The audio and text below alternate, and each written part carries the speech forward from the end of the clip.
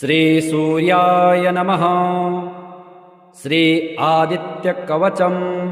ॐ अस्य श्रीमदादित्यकवचस्तोत्रमहामन्त्रस्य याज्ञवल्क्यो महर्षिः अनुष्टुप् जगतिश्छन्दसे घृणिरेति बीजं सूर्य इति शक्तिः आदित्य इति कीलकम्। श्रीसूर्यनारायणप्रीत्यर्थे पाठे विनियोगः। ध्यानम् उदयाचलमागत्य वेदरूपमनामयम् तुष्टावपरया भक्त्या वालखिल्यादिभिर्वृतम्। देवासुरैः सदा वन्द्यम् ग्रहैश्च परिवेष्टितम्। ध्यायन् स्तुवनम् पठनम् नाम यस्य सूर्यकवचम् सदा। घृणिः पातु शिरोदेशम् सूर्यः फालं च पातु मे। आदित्यो लोचने पातु श्रुते पातु प्रभाकरः। घ्राणं पातु सदा भानुः अर्कः पातु मुखं तथा। जिह्वां पातु जगन्नाथः कण्ठं पातु विभावसुः।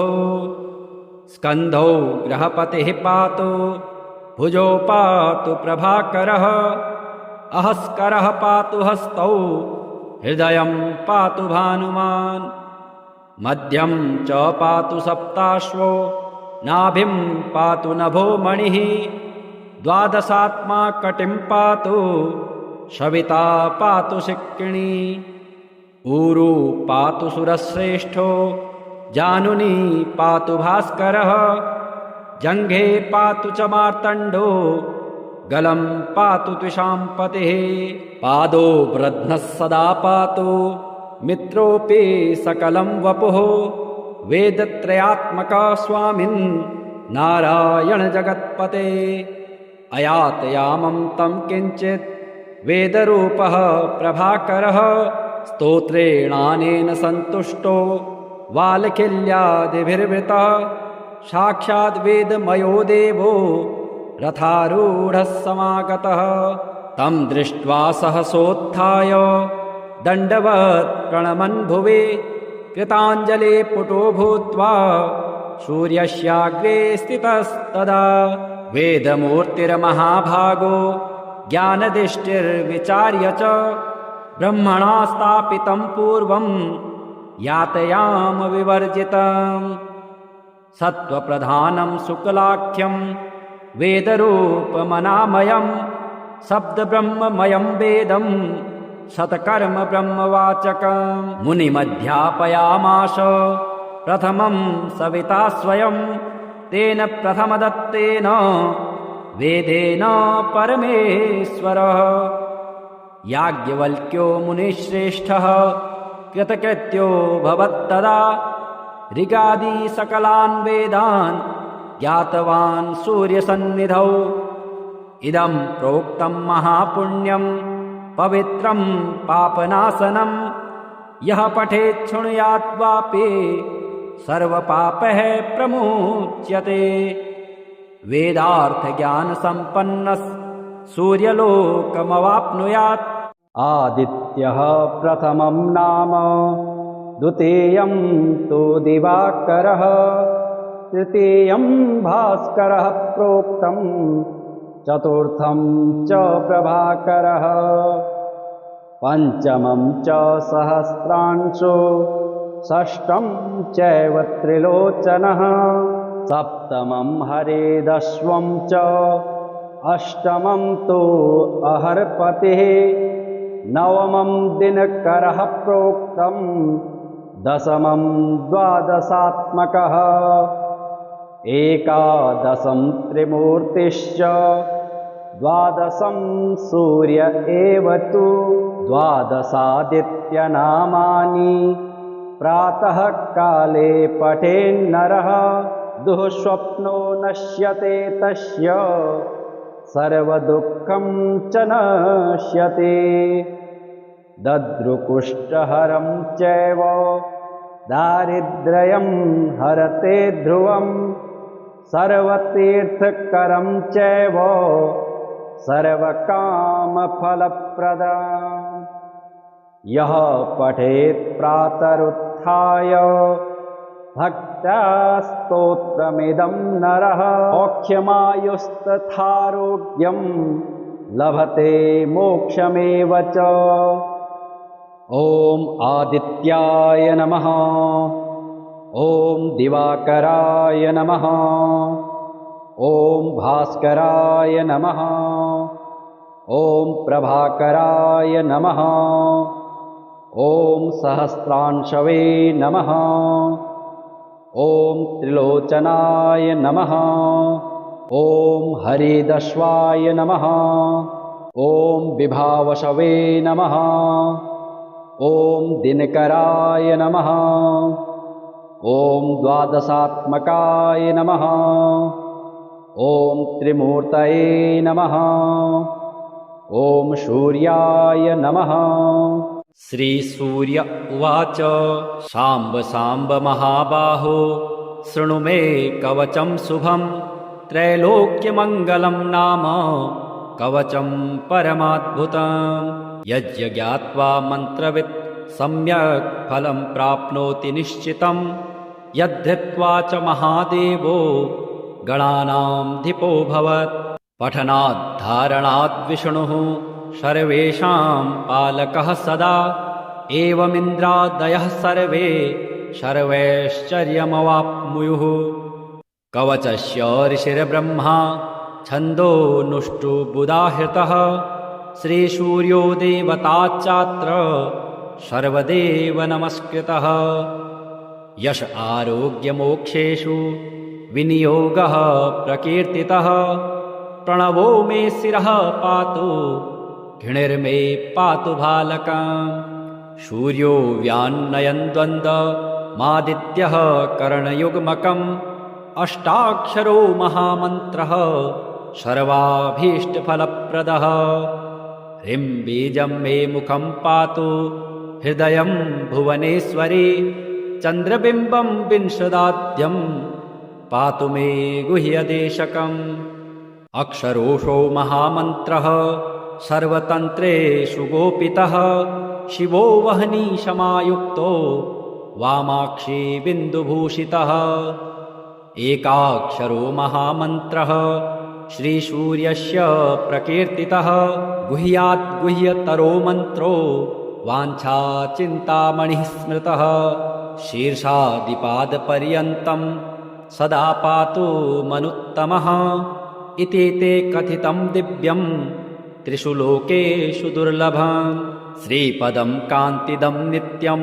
धनारोग्यविवर्धनं कुष्ठादिरोगशमनं महाव्याधिविनाशनं त्रिसन्ध्यं यः पठेन्नित्यमरोगे बलवान् भवेत् बहुना किमिहोक्तेन यद्यन्मनसि वर्तते ततत्सर्वं भवेत्तस्य कवचस्य च धारणात् भूतप्रेतपिशाचाश्च यक्षगन्धर्वराक्षसः ब्रह्मराक्षसवेताला न दृष्टुमपि तं क्षमः दूरादेव पलायन्ते तस्य संकीर्तनादपि भूर्जपत्रे समालिख्य रोचना गुरुकुङ्कुमः रविवारे च संक्रान्त्यां सप्तम्यां च विशेषतः धारयेत् साधकश्रेष्ठ श्रीसूर्यस्य प्रियो भवेत् त्रिलोहमध्यगं कृत्वा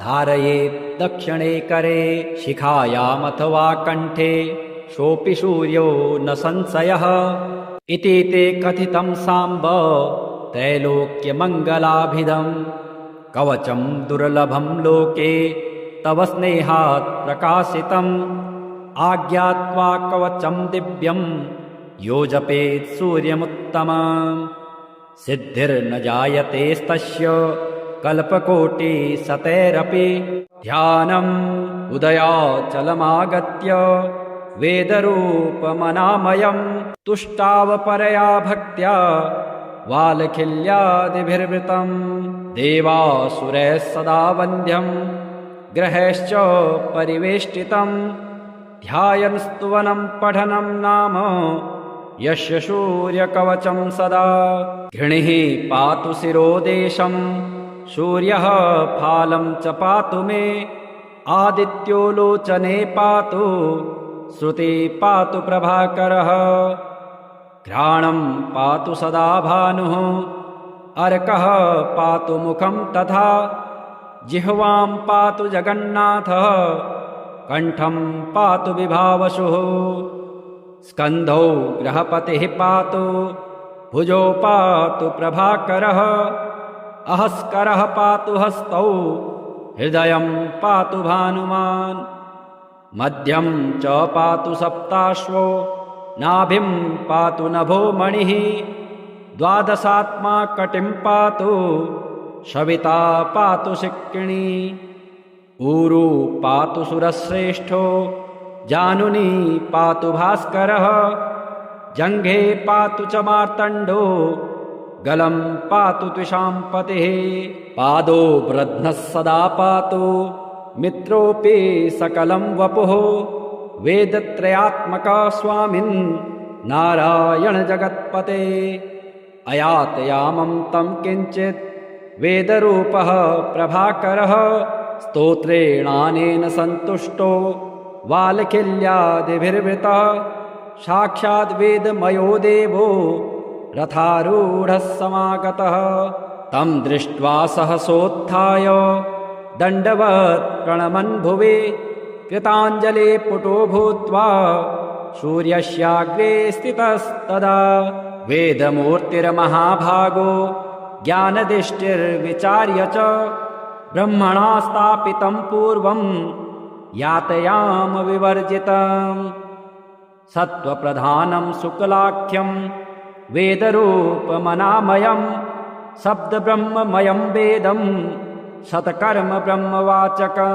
मुनिमध्यापयामास प्रथमं सविता स्वयं तेन प्रथमदत्तेन वेदेन परमेश्वरः याज्ञवल्क्यो मुनिश्रेष्ठः कृतकृत्यो भवत्तदा ऋगादि सकलान् वेदान् ज्ञातवान् सूर्यसन्निधौ इदं प्रोक्तं महापुण्यं पवित्रं पापनाशनं यः पठेत् शृणुयात् वापि सर्वपापैः प्रमुच्यते वेदार्थज्ञानसम्पन्नः सूर्यलोकमवाप्नुयात् आदित्यः प्रथमं नाम द्वितीयं तु दिवाकरः तृतीयं भास्करः प्रोक्तं चतुर्थं च प्रभाकरः पंचमं च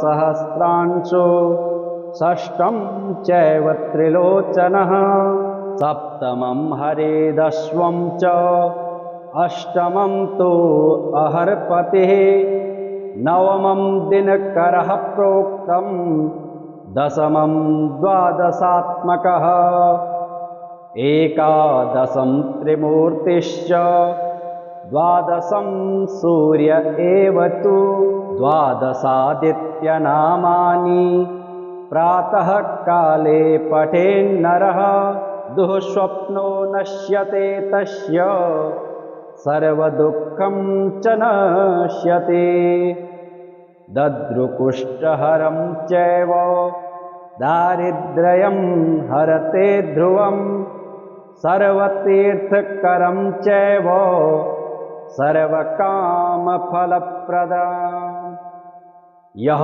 पठेत् प्रातरुत्थाय भक्त्या स्तोत्रमिदं नरः मोक्षमायुस्तथारोग्यं लभते मोक्षमेव च। ॐ आदित्याय नमः। ॐ दिवाकराय नमः। ॐ भास्कराय नमः। ॐ प्रभाकराय नमः। ॐ सहस्रांशवे नमः। ॐ त्रिलोचनाय नमः। ॐ हरिदश्वाय नमः। ॐ विभावशवे नमः। ॐ दिनकराय नमः। ॐ द्वादशात्मकाय नमः। ॐ त्रिमूर्तये नमः। ॐ सूर्याय नमः।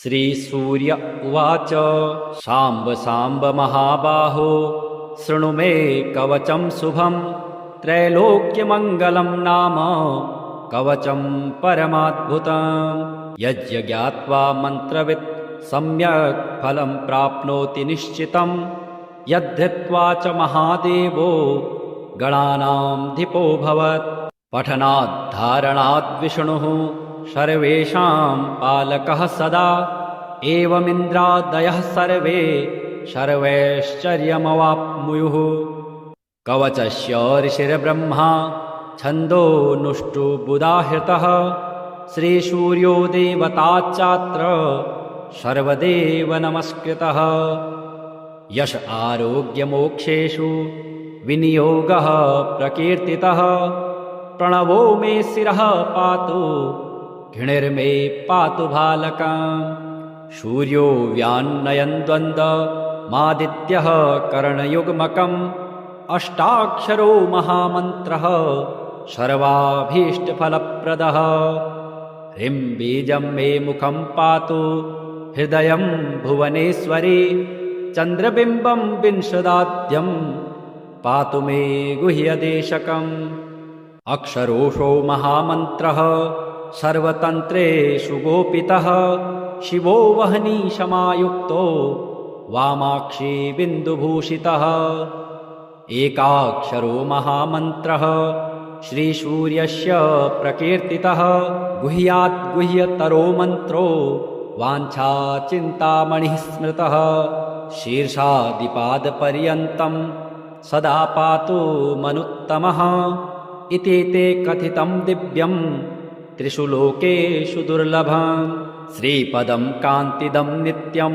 धनारोग्यविवर्धनं कुष्ठादिरोगशमनं महाव्याधिविनाशनं त्रिसन्ध्यं यः पठेन्नित्यमरोगे बलवान् भवेत् बहुना किमिहोक्तेन यद्यन्मनसि वर्तते ततत्सर्वं भवेत्तस्य कवचस्य च धारणात् भूतप्रेतपिशाचाश्च यक्षगन्धर्वराक्षसः ब्रह्मराक्षसवेताला न दृष्टुमपि तं क्षमः दूरादेव पलायन्ते तस्य संकीर्तनादपि भूर्जपत्रे समालिख्य रोचना गुरुकुङ्कुमः रविवारे च संक्रान्त्यां सप्तम्यां च विशेषतः धारयेत् साधकश्रेष्ठ श्रीसूर्यस्य प्रियो भवेत् त्रिलोहमध्यगं कृत्वा धारयेत् दक्षिणे करे शिखायामथवा कण्ठे सोऽपि सूर्यो न संशयः इति ते कथितं साम्ब त्रैलोक्यमङ्गलाभिधम् कवचं दुर्लभं लोके तव स्नेहात् प्रकाशितम् आज्ञात्वा कवचं दिव्यं यो जपेत् सूर्यमुत्तमम् सिद्धिर्न जायतेस्तस्य कल्पकोटिशतैरपि ध्यानम् उदयाचलमागत्य वेदरूपमनामयं तुष्टावपरया भक्त्या वालखिल्यादिभिर्वृतं देवासुरैः सदा वन्द्यं ग्रहैश्च परिवेष्टितं ध्यायन् स्तुवनं पठनं नाम यस्य सूर्यकवचं सदा घृणिः पातु शिरोदेशं सूर्यः फालं च पातु मे आदित्यो लोचने पातु श्रुति पातु प्रभाकरः घ्राणं पातु सदा भानुः अर्कः पातु मुखं तथा जिह्वां पातु जगन्नाथः कण्ठं पातु विभावसुः स्कन्धौ ग्रहपतिः पातु भुजौ पातु प्रभाकरः अहस्करः पातु हस्तौ हृदयं पातु भानुमान् मध्यं च पातु सप्ताश्वो नाभिं पातु नभो मणिः द्वादशात्मा कटिं पातु सविता पातु शिक्किणी ऊरु पातु सुरश्रेष्ठो जानुनी पातु भास्करः जङ्घे पातु च मार्तण्डो गलं पातु त्विषां पतिः पादो वृध्नः सदा पातु मित्रोऽपि सकलं वपुः वेदत्रयात्मका स्वामिन् नारायण जगत्पते अयातयामं तं किञ्चित् वेदरूपः प्रभाकरः स्तोत्रेणानेन सन्तुष्टो वालखिल्यादिभिर्वृतः साक्षाद् वेदमयो देवो रथारूढः समागतः तं दृष्ट्वा सहसोत्थाय दण्डवत् प्रणमन् भुवि कृताञ्जले पुटो भूत्वा सूर्यस्याग्रे स्थितस्तदा वेदमूर्तिर्महाभागो ज्ञानदृष्टिर्विचार्य च ब्रह्मणा स्थापितं पूर्वं यातयाम विवर्जितम् सत्त्वप्रधानं शुक्लाख्यं वेदरूपमनामयं शब्दब्रह्ममयं वेदं शतकर्म ब्रह्मवाचकं मुनिमध्यापयामास प्रथमं सविता स्वयं तेन प्रथमदत्तेन वेदेन परमेश्वरः याज्ञवल्क्यो मुनिश्रेष्ठः कृतकृत्यो भवत्तदा ऋगादि सकलान् वेदान् ज्ञातवान् सूर्यसन्निधौ इदं प्रोक्तं महापुण्यं पवित्रं पापनाशनं यः पठेत् शृणुयात् वापि सर्वपापैः प्रमुच्यते वेदार्थज्ञानसम्पन्नः सूर्यलोकमवाप्नुयात् आदित्यः प्रथमं नाम द्वितीयं तु दिवाकरः तृतीयं भास्करः प्रोक्तं चतुर्थं च प्रभाकरः पंचमं च सहस्रांशो षष्ठं चैव त्रिलोचनः सप्तमं हरेदश्वं च अष्टमं तु अहर्पतिः नवमं दिनकरः प्रोक्तं दशमं द्वादशात्मकः एकादशं त्रिमूर्तिश्च द्वादशं सूर्य एव तु द्वादशादित्यनामानि प्रातः काले पठेन्नरः दुःस्वप्नो नश्यते तस्य सर्वदुःखं च नश्यते दद्रुकुष्ठहरं चैव दारिद्र्यं हरते ध्रुवं सर्वतीर्थकरं चैव सर्वकामफलप्रदम् यः पठेत् प्रातरुत्थाय भक्त्या स्तोत्रमिदं नरः मोक्षमायुस्तथारोग्यं लभते मोक्षमेव च ॐ आदित्याय नमः ॐ दिवाकराय नमः ॐ भास्कराय नमः ॐ प्रभाकराय नमः ॐ सहस्रांशवे नमः ॐ त्रिलोचनाय नमः ॐ हरिदश्वाय नमः ॐ विभावशवे नमः ॐ दिनकराय नमः ॐ द्वादशात्मकाय नमः ॐ त्रिमूर्तये नमः ॐ सूर्याय नमः श्रीसूर्य उवाच शाम्ब शाम्ब महाबाहो शृणु मे कवचं शुभं त्रैलोक्यमङ्गलं नाम कवचं परमाद्भुतं यज्ञात्वा मन्त्रवित् सम्यक् फलं प्राप्नोति निश्चितं यद्धृत्वा च महादेवो गणानां धिपो भवत् पठनात् धारणात् विष्णुः सर्वेषां पालकः सदा एवमिन्द्रादयः सर्वे सर्वैश्चर्यमवाप्नुयुः कवचस्य ऋषिर्ब्रह्मा छन्दोनुष्टुबुदाहृतः श्रीसूर्यो देवता चात्र सर्वदेव नमस्कृतः यश आरोग्यमोक्षेषु विनियोगः प्रकीर्तितः। प्रणवो मे शिरः पातु घृणिर्मे पातु भालकम्। सूर्यो व्यान्नयन् द्वन्द्वमादित्यः करणयुग्मकम्। अष्टाक्षरो महामन्त्रः सर्वाभीष्टफलप्रदः। ह्रीं बीजं मे मुखं पातु हृदयं भुवनेश्वरी। चन्द्रबिम्बं विंशदाद्यं पातु मे गुह्यदेशकम्। अक्षरोषो महामन्त्रः सर्वतन्त्रेषु गोपितः। शिवो वह्नि समायुक्तो वामाक्षी बिन्दुभूषितः। एकाक्षरो महामन्त्रः श्रीसूर्यस्य प्रकीर्तितः। गुह्यात् गुह्यतरो मन्त्रो वाञ्छाचिन्तामणिः स्मृतः। शीर्षादिपादपर्यन्तं सदा पातु मनुत्तमः। इति ते कथितं दिव्यं त्रिषु लोकेषु दुर्लभम्। श्रीपदं कान्तिदं नित्यं धनारोग्यविवर्धनं। कुष्ठादिरोगशमनं महाव्याधिविनाशनं। त्रिसन्ध्यं यः पठेन्नित्यमरोगे बलवान् भवेत्। बहुना किमिहोक्तेन यद्यन्मनसि वर्तते ततत्सर्वं भवेत्तस्य कवचस्य च धारणात्।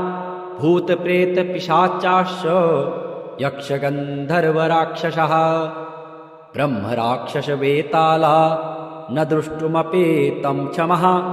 दूरादेव पलायन्ते तस्य संकीर्तनादपि। भूर्जपत्रे समालिख्य रोचना गुरुकुङ्कुमः। रविवारे च संक्रान्त्यां सप्तम्यां च विशेषतः धारयेत् साधकश्रेष्ठ। श्रीसूर्यस्य प्रियो भवेत्। त्रिलोहमध्यगं कृत्वा धारयेत् दक्षिणे करे। शिखायामथवा कण्ठे सोऽपि सूर्यो न संशयः। इति ते कथितं साम्ब त्रैलोक्यमङ्गलाभिधम्। कवचं दुर्लभं लोके तव स्नेहात् प्रकाशितम्। आज्ञात्वा कवचं दिव्यं यो जपेत् सूर्यमुत्तमम्। सिद्धिर्न जायतेस्तस्य कल्पकोटिशतैरपि। ध्यानम् उदयाचलमागत्य वेदरूपमनामयम्। तुष्टावपरया भक्त्या वालखिल्यादिभिर्वृतम्। देवासुरैः सदा वन्द्यम् ग्रहैश्च परिवेष्टितम्। ध्यायन् स्तुवनं पठनं नाम यस्य सूर्यकवचं सदा। घृणिः पातु शिरोदेशं सूर्यः फालं च पातु मे। आदित्यो लोचने पातु श्रुति पातु प्रभाकरः। घ्राणं पातु सदा भानुः अर्कः पातु मुखं तथा। जिह्वां पातु जगन्नाथः कण्ठं पातु विभावसुः। स्कन्धौ ग्रहपतिः पातु भुजौ पातु प्रभाकरः। अहस्करः पातु हस्तौ हृदयं पातु भानुमान्। मध्यं च पातु सप्ताश्वो नाभिं पातु नभो मणिः। द्वादशात्मा कटिं पातु सविता पातु शिक्किणी। ऊरु पातु सुरश्रेष्ठो जानुनी पातु भास्करः। जङ्घे पातु च मार्तण्डो गलं पातु त्विषाम्पतिः। पादो वृध्नः सदा पातु मित्रोऽपि सकलं वपुः। वेदत्रयात्मका स्वामिन् नारायण जगत्पते। अयातयामं तं किञ्चित् वेदरूपः प्रभाकरः। स्तोत्रेणानेन सन्तुष्टो वालखिल्यादिभिर्वृतः। साक्षाद् वेदमयो देवो रथारूढः समागतः। तं दृष्ट्वा सहसोत्थाय दण्डवत् प्रणमन् भुवि। कृताञ्जले पुटो भूत्वा सूर्यस्याग्रे स्थितस्तदा। वेदमूर्तिर्महाभागो ज्ञानदृष्टिर्विचार्य च ब्रह्मणा स्थापितं पूर्वं यातयाम विवर्जितम् सत्त्वप्रधानं शुक्लाख्यं वेदरूपमनामयं शब्दब्रह्ममयं वेदं शतकर्म ब्रह्मवाचकम् मुनिमध्यापयामास प्रथमं सविता स्वयं तेन प्रथमदत्तेन वेदेन परमेश्वरः याज्ञवल्क्यो मुनिश्रेष्ठः कृतकृत्यो भवत्तदा ऋगादि सकलान् वेदान् ज्ञातवान् सूर्यसन्निधौ इदं प्रोक्तं महापुण्यं पवित्रं पापनाशनं यः पठेत् शृणुयात् वापि सर्वपापैः प्रमुच्यते वेदार्थज्ञानसम्पन्नः सूर्यलोकमवाप्नुयात् आदित्यः प्रथमं नाम द्वितीयं तु दिवाकरः तृतीयं भास्करः प्रोक्तं चतुर्थं च प्रभाकरः पंचमं च सहस्रांशो षष्ठं चैव त्रिलोचनः सप्तमं हरेदश्वं च अष्टमं तु अहर्पतिः नवमं दिनकरः प्रोक्तं दशमं द्वादशात्मकः एकादशं त्रिमूर्तिश्च द्वादशं सूर्य एव तु द्वादशादित्यनामानि प्रातः काले पठेन्नरः दुःस्वप्नो नश्यते तस्य सर्वदुःखं च नश्यते दद्रुकुष्ठहरं चैव दारिद्र्यं हरते ध्रुवं सर्वतीर्थकरं चैव सर्वकामफलप्रदम् यः पठेत् प्रातरुत्थाय भक्त्या स्तोत्रमिदं नरः मोक्षमायुस्तथारोग्यं लभते मोक्षमेव च ॐ आदित्याय नमः ॐ दिवाकराय नमः ॐ भास्कराय नमः ॐ प्रभाकराय नमः ॐ सहस्रांशवे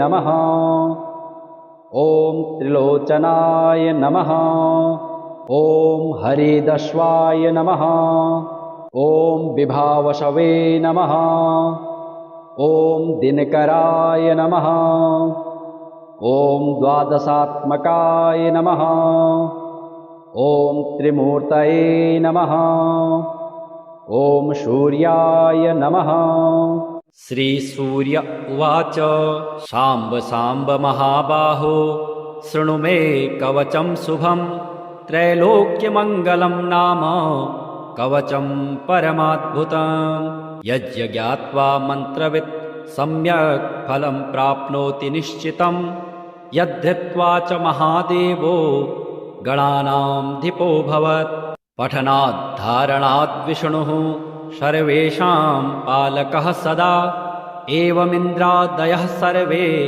सर्वैश्चर्यमवाप्नुयुः कवचस्य ऋषिर्ब्रह्मा छन्दोनुष्टुबुधाहृतः श्रीसूर्यो देवताच्चात्र सर्वदेव नमस्कृतः यश आरोग्यमोक्षेषु विनियोगः प्रकीर्तितः प्रणवो मे शिरः पातु घृणिर्मे पातु भालकम् सूर्यो व्यान्नयन् द्वन्द्वमादित्यः करणयुग्मकम् अष्टाक्षरो महामन्त्रः सर्वाभीष्टफलप्रदः ह्रीं बीजं मे मुखं पातु हृदयं भुवनेश्वरी चन्द्रबिम्बं विंशदाद्यं पातु मे गुह्यदेशकम् अक्षरोषो महामन्त्रः सर्वतन्त्रेषु गोपितः शिवो वह्निशमायुक्तो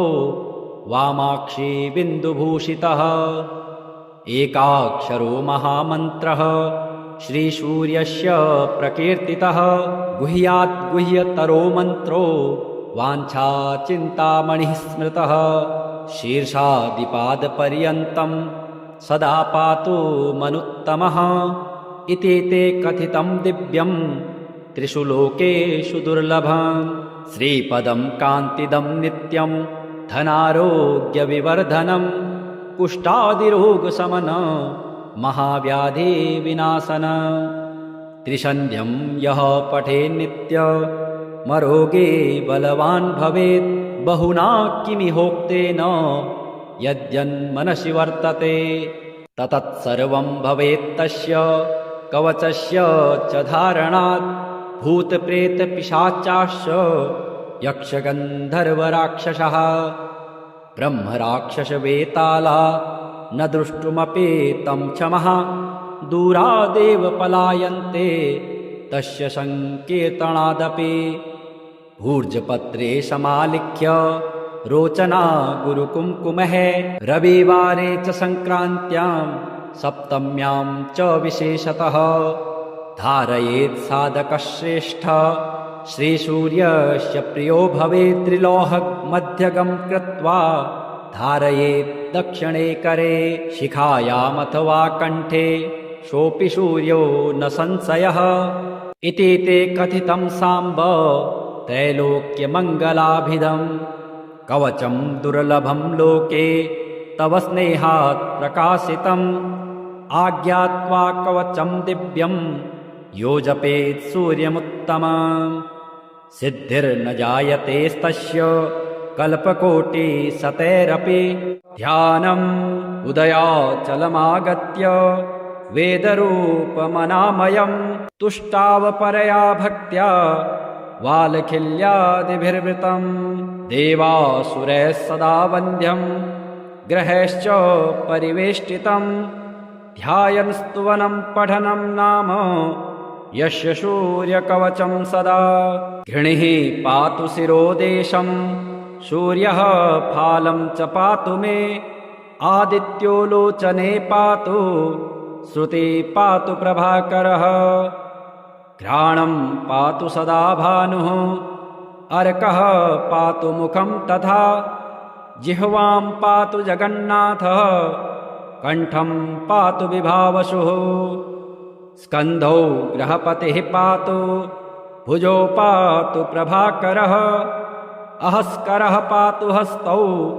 हृदयं पातु भानुमान् मध्यं च पातु सप्ताश्वो नाभिं पातु नभो मणिः द्वादशात्मा कटिं पातु सविता पातु शिक्किणी ऊरू पातु सुरश्रेष्ठो जानुनी पातु भास्करः जङ्घे पातु च मार्तण्डो गलं पातु त्विषाम्पतिः पादो वृध्नः सदा पातु मित्रोऽपि सकलं वपुः वेदत्रयात्मका स्वामिन् नारायण जगत्पते अयातयामं तं किञ्चित् वेदरूपः प्रभाकरः स्तोत्रेणानेन सन्तुष्टो वालखिल्यादिभिर्वृतः साक्षाद्वेदमयो देवो रथारूढः समागतः तं दृष्ट्वा सहसोत्थाय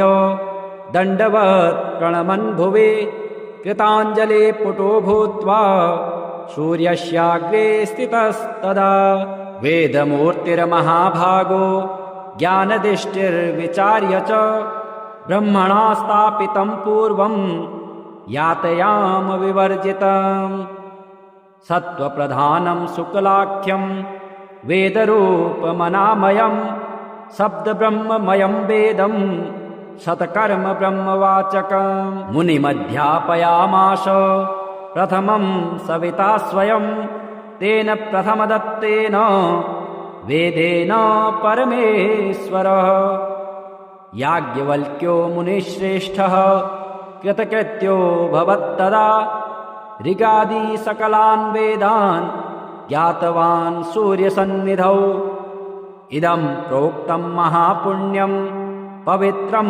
पापनाशनं यः पठेत् शृणुयात् वापि सर्वपापः प्रमुच्यते वेदार्थज्ञानसम्पन्नः सूर्यलोकमवाप्नुयात्। आदित्यः प्रथमं नाम, द्वितीयं तु दिवाकरः, तृतीयं भास्करः प्रोक्तं, चतुर्थं च प्रभाकरः, पंचमं च सहस्रांशो, षष्ठं चैव त्रिलोचनः, सप्तमं हरिदश्वं च, अष्टमं तु अहर्पतिः, नवमं दिनकरः प्रोक्तं, दशमं द्वादशात्मकः, एकादशं त्रिमूर्तिश्च, द्वादशं सूर्य एव तु, द्वादशादित्यनामानि प्रातः काले पठेन्नरः, दुःस्वप्नो नश्यते तस्य, सर्वदुःखं च नश्यते। दद्रुकुष्ठहरं चैव दारिद्र्यं हरते ध्रुवं, सर्वतीर्थकरं चैव सर्वकामफलप्रदम्। यः पठेत् प्रातरुत्थाय भक्त्या स्तोत्रमिदं नरः, मोक्षमायुस्तथारोग्यं लभते मोक्षमेव च। ॐ आदित्याय नमः, ॐ दिवाकराय नमः, ॐ भास्कराय नमः, ॐ प्रभाकराय नमः, ॐ सहस्रांशवे नमः, ॐ त्रिलोचनाय नमः, ॐ हरिदश्वाय नमः, ॐ विभावशवे नमः, ॐ दिनकराय नमः, ॐ द्वादशात्मकाय नमः, ॐ त्रिमूर्तये नमः, ॐ सूर्याय नमः। श्रीसूर्य उवाच शाम्ब शाम्ब महाबाहो, शृणु मे कवचं शुभं, त्रैलोक्यमङ्गलं नाम कवचं परमाद्भुतम्। यज्ञात्वा मन्त्रवित् सम्यक् फलं प्राप्नोति निश्चितं, यद्धृत्वा च महादेवो गणानां धिपो भवत्। पठनात् धारणात् विष्णुः सर्वेषां पालकः सदा, एवमिन्द्रादयः सर्वे सर्वैश्चर्यमवाप्नुयुः। कवचस्य ऋषिर्ब्रह्मा छन्दोनुष्टुबुधाहृतः, श्रीसूर्यो देवताच्चात्र सर्वदेव नमस्कृतः। यश आरोग्यमोक्षेषु विनियोगः प्रकीर्तितः, प्रणवो मे शिरः पातु, घृणिर्मे पातु भालकम्। सूर्यो व्यान्नयन् द्वन्द्वमादित्यः करणयुग्मकम्, अष्टाक्षरो महामन्त्रः सर्वाभीष्टफलप्रदः। ह्रीं बीजं मे मुखं पातु, हृदयं भुवनेश्वरी, चन्द्रबिम्बं विंशदाद्यं पातु मे गुह्यदेशकम्। अक्षरोषो महामन्त्रः सर्वतन्त्रेषु गोपितः, शिवो वह्निशमायुक्तो वामाक्षी बिन्दुभूषितः। एकाक्षरो महामन्त्रः श्रीसूर्यस्य प्रकीर्तितः, गुह्यात् गुह्यतरो मन्त्रो वाञ्छाचिन्तामणिः स्मृतः। शीर्षादिपादपर्यन्तं सदा पातु मनुत्तमः, इति ते कथितं दिव्यं त्रिषु लोकेषु दुर्लभम्। श्रीपदं कान्तिदं नित्यं धनारोग्यविवर्धनं, कुष्ठादिरोगशमन महाव्याधिविनाशन। त्रिसन्ध्यं यः पठेन्नित्यमरोगे बलवान् भवेत्, बहुना किमिहोक्तेन यद्यन्मनसि वर्तते। ततत्सर्वं भवेत्तस्य कवचस्य च धारणात्, भूतप्रेतपिशाचाश्च यक्षगन्धर्वराक्षसः। ब्रह्मराक्षसवेताला न द्रष्टुमपि तं क्षमः, दूरादेव पलायन्ते तस्य संकीर्तनादपि भूर्जपत्रे समालिख्य रोचना गुरुकुङ्कुमः रविवारे च सङ्क्रान्त्यां सप्तम्यां च विशेषतः धारयेत् साधकश्रेष्ठ श्रीसूर्यस्य प्रियो भवेत् त्रिलोहमध्यगं कृत्वा धारयेत् दक्षिणे करे शिखायामथवा कण्ठे सोऽपि सूर्यो न संशयः इति ते कथितं साम्ब त्रैलोक्यमङ्गलाभिधम् कवचं दुर्लभं लोके तव स्नेहात् प्रकाशितम् आज्ञात्वा कवचं दिव्यं यो जपेत् सूर्यमुत्तमम् सिद्धिर्न जायतेस्तस्य कल्पकोटिशतैरपि